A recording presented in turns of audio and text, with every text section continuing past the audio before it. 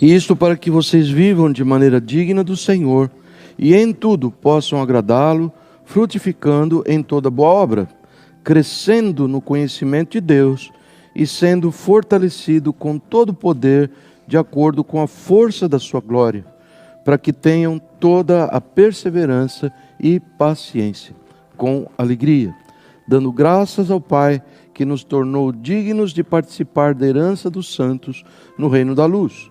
Pois Ele nos resgatou do domínio das trevas e nos transportou para o reino do Seu Filho amado, em quem temos a redenção, a saber, o perdão dos pecados. No início da celebração da Ceia do Senhor, eu mencionei para os irmãos a questão da importância da oração, de orarmos uns pelos outros. Nós aprendemos com Deus, através dos seus servos. Aqui nós temos o apóstolo Paulo, enfatizando a suma importância de nós orarmos uns pelos outros.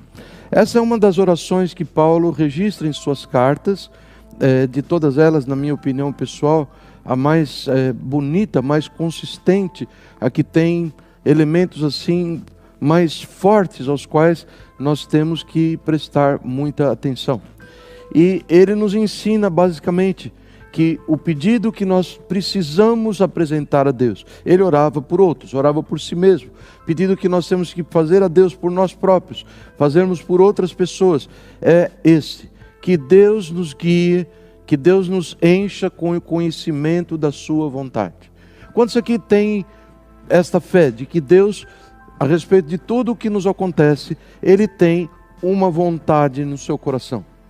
Deixa eu mudar a pergunta um pouco, ficou meio enrolada. Quantos creem, dos aqui presentes, que Deus tem em sua mente, em seu coração, um plano, um desígnio, a respeito de cada coisa que acontece na sua vida? Quantos pensam assim? Quantos pensam que não é assim? Quantos não pensam nada?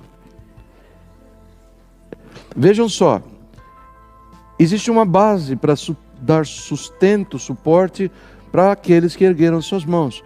Jesus diz a respeito de coisas pequeninas da natureza, e diz assim: elas estão sob o meu controle, mas vocês têm mais valor do que elas. É o passarinho que sobe, que um belo dia cai, o gato come, e Deus o tem sob controle. É o cabelo da cabeça que cai, uns caem menos, outros caem mais, e que Deus sabe quantos são.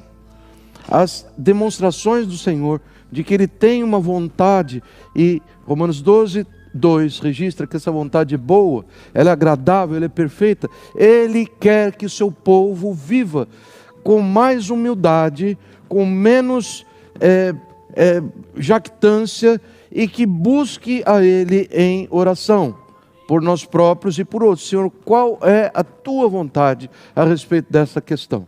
E nós vimos no início da ceia do Senhor que são tantos os problemas, são tantas as coisas, são tão diversas as realidades que nos cercam, e nós oramos sobre elas. Senhor, devo comprar? Devo vender? Está na hora certa de viajar? Devo tirar? E Deus expressa para nós, segundo a sua vontade, o seu desejo, segundo a sua vontade, Ele revela para o seu povo. Esse é o plano que Deus tem para nós. Mas Ele está dando nessa oração um salto além.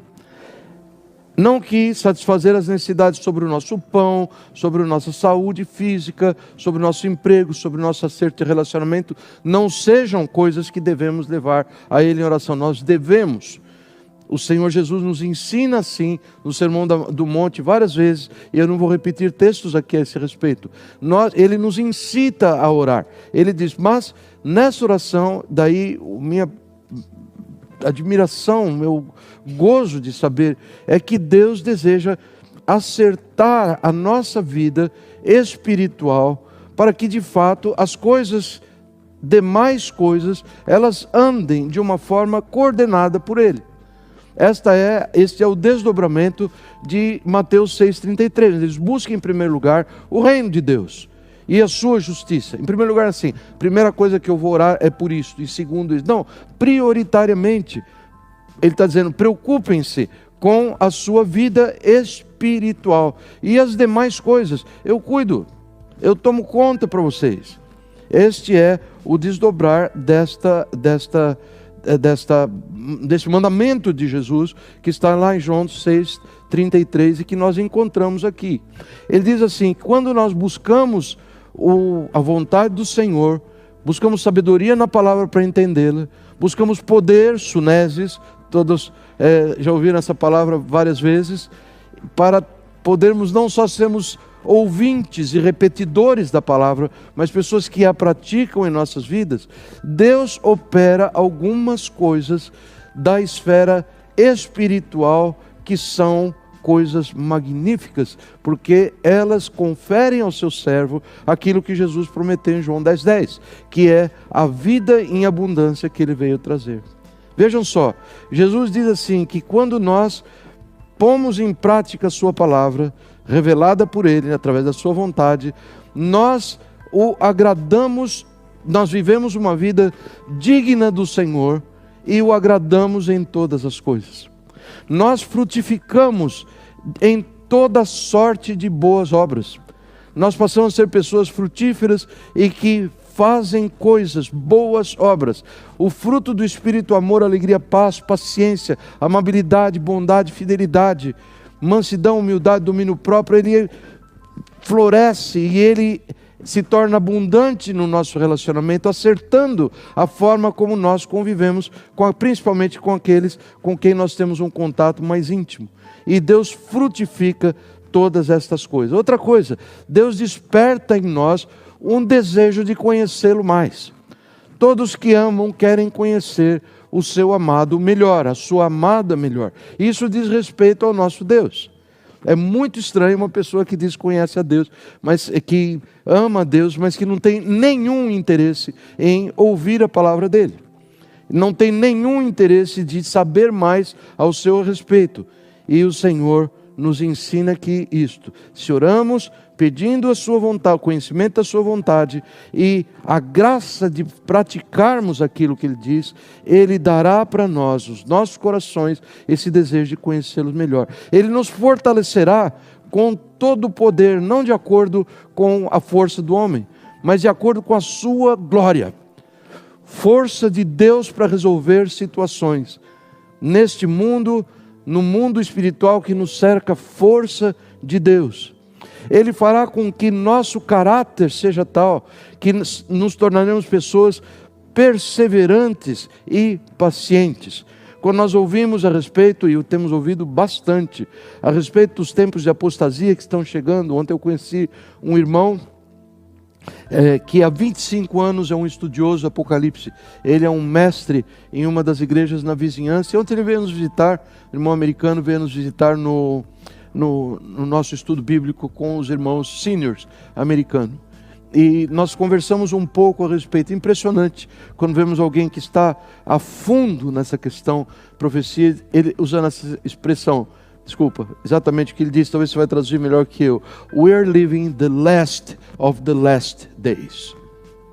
O que isso quer dizer? Nós estamos vivendo os últimos dos últimos dias.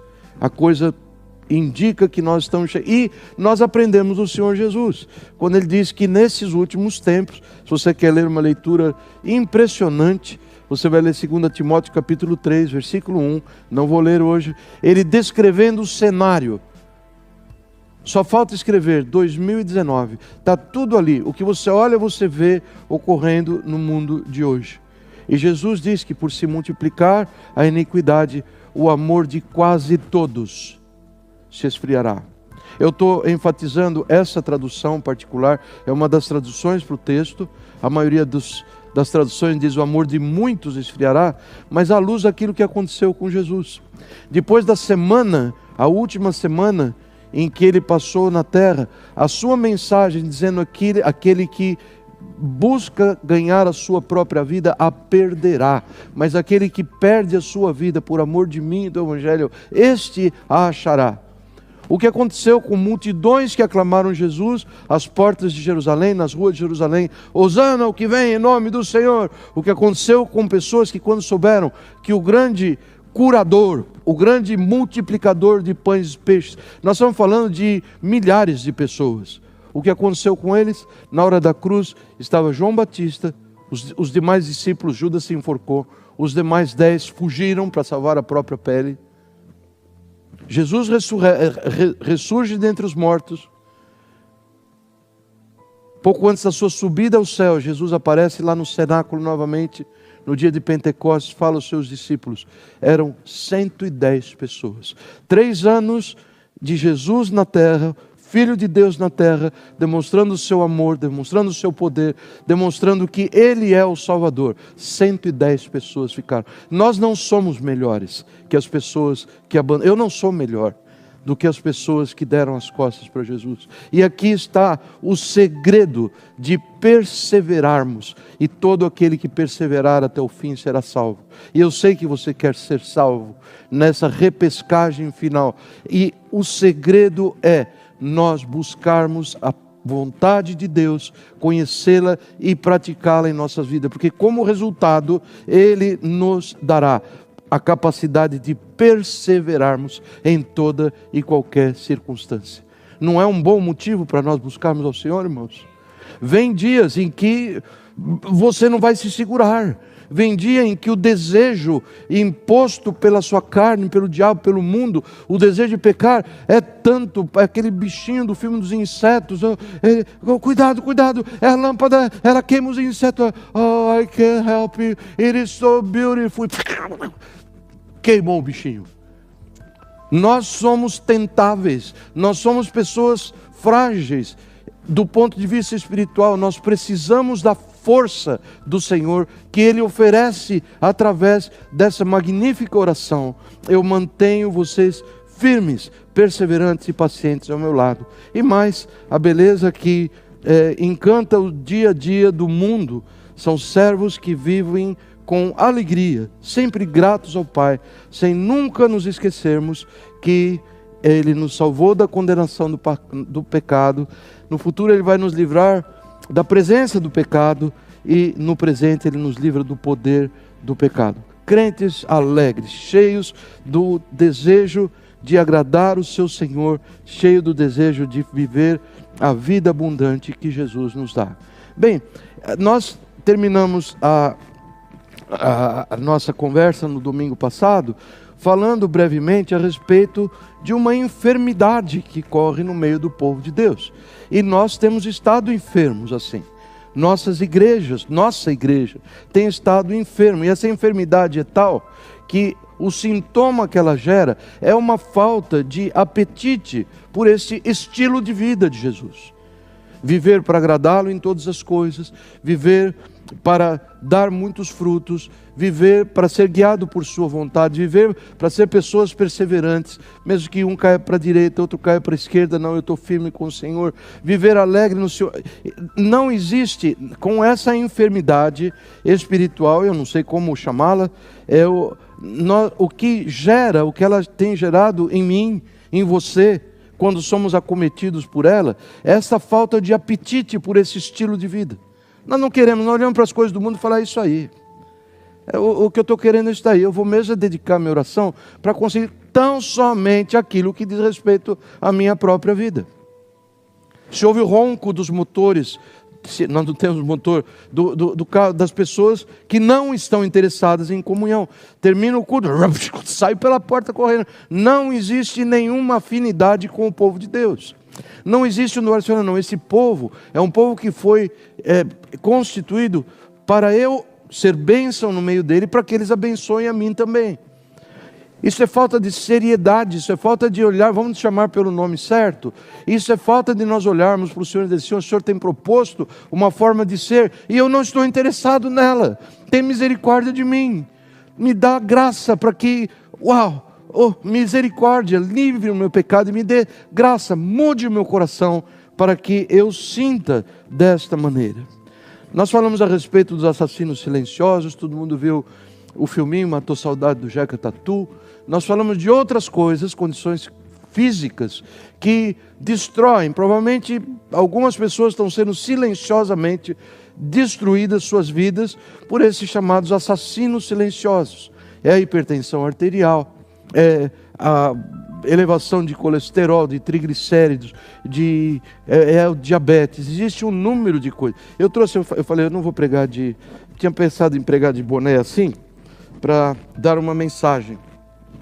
Um dos inimigos silenciosos são os raios ultravioletas do sol. Estou falando do ponto de vista físico, clínico, para que nós possamos ter alguma parábola, alguma coisa, como Jesus usava parábolas para amarrar a sua mensagem espiritual, para que nós tenhamos sabedoria em nome de Jesus. O povo está caminhando olhando para o seu umbigo, então nós precisamos ilustrar. Deus nos dê ilustrações. E aqui está um chapeuzinho. Chegaram vários do Brasil, todos estão vendo, elegante. Esse chapeuzinho, ele é dotado de uma camada de alguma substância que impede a penetração, através do chapéu, de raios ultravioletas do sol.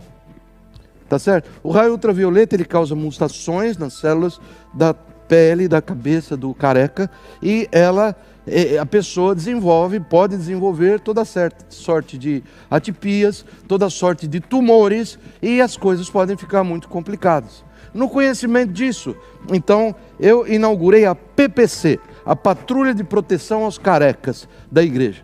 Recebi bastante chapeuzinho, então, até onde eu vejo, eu já distribuí para todos os carecas da igreja o chapeuzinho. Mas o povo não usa. Eu digo, o raio passa pelo vidro do carro, te pega lá dentro. Por que você não está usando? Eu estou dentro do carro, está só. Não! Vai te pegar lá dentro. Não existe uma trombeta suficientemente forte para dissuadi-lo. É muita arrogância. E do ponto de vista físico, isso leva à morte, leva a dores, leva um povo inensinável. Não é possível ensinar. O Senhor Jesus nos conta na palavra dele em João capítulo 8, dizendo, eu vou embora, e vocês que já viram tanto do meu poder, vão procurar por mim, e vocês morrerão nos seus pecados. Eu lhes disse, vocês morrerão em seus pecados, se vocês não crerem que eu sou, de fato, morrerão em seus pecados. Nós estamos como que cevando, nós estamos plantando a morte nos pecados.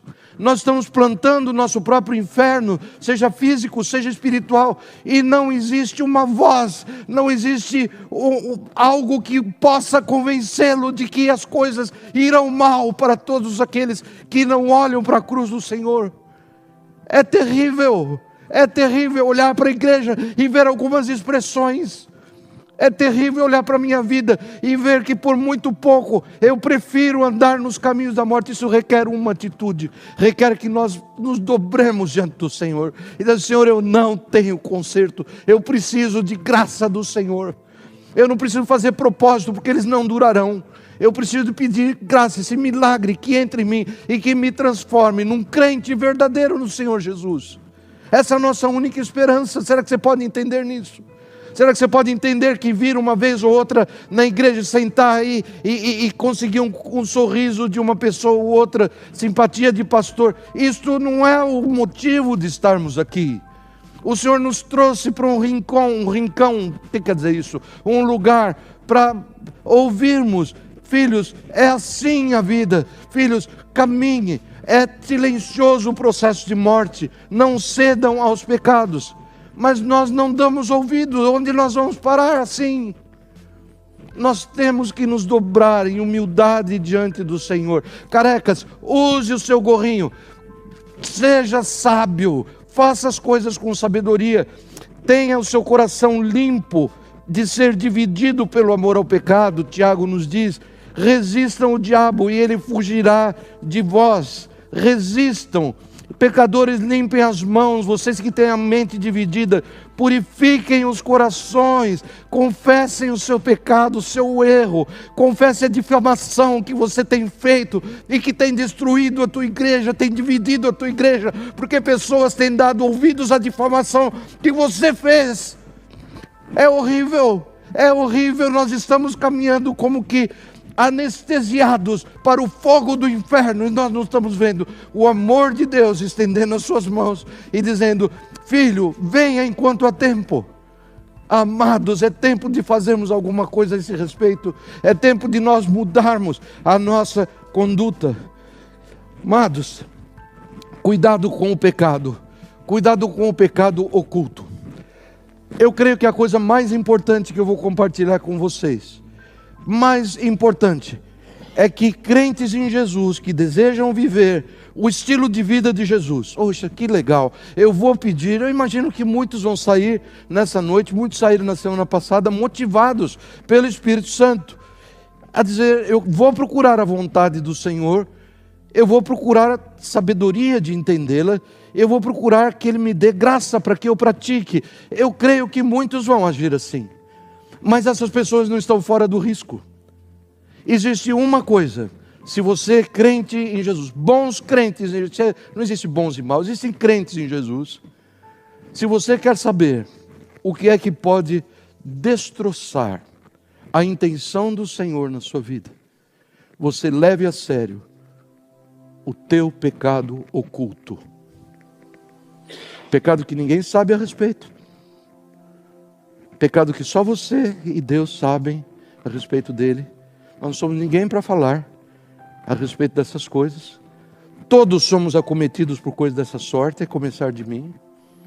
Nós precisamos tomar cuidado com esse pecado. Vou contar para vocês uma história que eu gostaria de ler, mas é um texto tão longo, são 26 capítulos. Está lá em Josué capítulo 20. Capítulo 7, e eu vou recomendar esse texto que você leia, muitos já ouviram dessa história. A nação de Israel entrou na terra prometida, cruzou o rio Jordão maravilhosamente pelo poder de Deus que partiu, separou a água num montão, deixou o leito do rio seco, e foram, e as promessas do Senhor sobre Josué, eu estou contigo, por onde quer que andares, eu estou contigo. Você vê isso 3, 4 vezes antes da história de Acã. Jericó é derrubada. Ninguém lançou uma flecha contra Jericó. Deus livrou o povo. Deus livrou, Deus deu vitória. Grande poder do Senhor. E Deus disse, eu não quero que ninguém tome nada do despojo. Tinha essa realidade dos tempos de guerra, dos povos, em que o povo tomava o seu despojo, acabava o soldado que ia lá na luta e pegava, eram animais, eram peças de guerra, eram roupas, eram joias, era o que quer que seja que o povo derrotado deixou para trás. Então esse era o despojo de guerra. Nesse caso, o Senhor disse, não, o despojo é anátema, isso é consagrado ao Senhor, ninguém pegue nada. No caso particular, Deus disse assim, Ele determinou assim, ou seja, a partir de agora, todo aquele que proceder de uma forma contrária ao que o Senhor disse, ele está em pecado. Faz sentido isso? O Senhor diz, não façam assim, esse é o contexto, esta é a razão, não façam desta maneira. E eu imagino que todos os israelitas, todos, a estimativa última que eu li era cerca de 1.600.000 pessoas. Ao olhar, Jericó era uma cidade rica. Ao olhar aquele despojo, ao olhar aquelas, uau, bem que eu queria. Se eu estivesse lá, eu bem que ia querer alguma das coisas ali. Sim ou não? Mas Deus falou que era para não mexer, não vou nem olhar. Essa é a atitude boa. Essa é a atitude certa. Esse homem chamado Acã, ele não fez assim.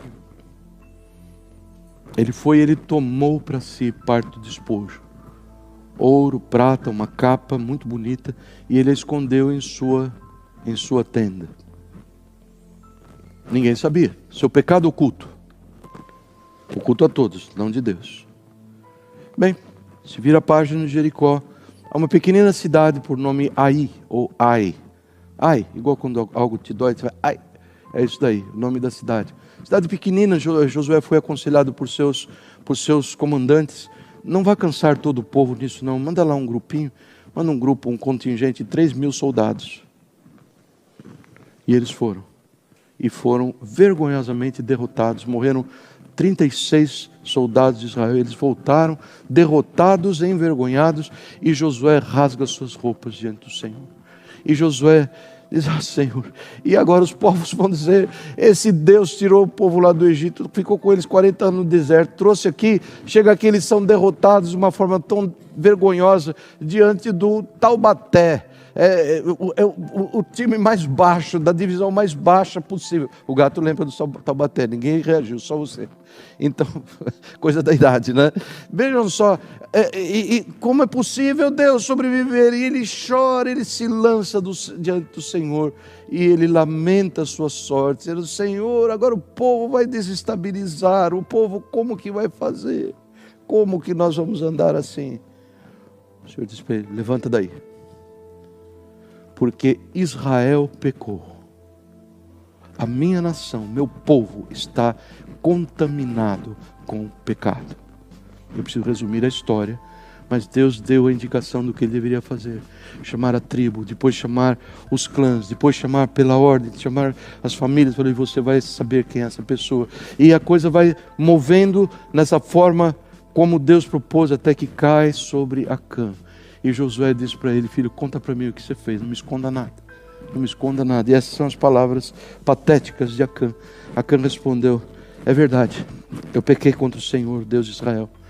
O que fiz foi o seguinte: quando vi entre os despojos uma bela capa feita na Babilônia, 2,4 kg de prata e uma barra de ouro de 600 gramas, eu os cobicei e me apossei deles. Estão escondidas no chão da minha tenda, com a prata por baixo. O fim da história não é nada bonito. Todos da família, todos da casa de Acã foram mortos, por ordem do Senhor.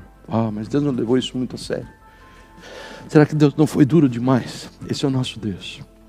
Esse é o nosso Deus. Ele não faz deals com o pecado. Ele não faz deals com o pecado. E se você quer saber, o efeito de pecados ocultos é pior. É pior. A sua casa sofre.